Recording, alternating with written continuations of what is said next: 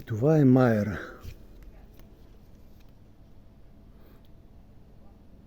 Чудесно развитие. Доста лимончета, може би към 20. Тук виждаме един спукан лимон и естествено белокрилки на килограм. Белокрилка да искаш. Най-интересно, че дафида, който стои отгоре, също е пълен с белокрилки. И явно ще яде балтията. Така.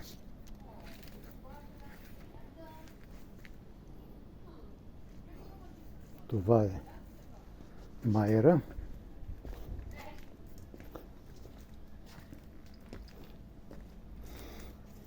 От тая страна има също доста лимончета и естествено също белокрилки. Яйца и фарчутейки. И старата мандарина, която е 6-7 година, естествено белокрилка връз белокрилка. Това е положението. Някакви чушки тук. Цъфти цезалпинията. Фейхлата. Отзад чойсията.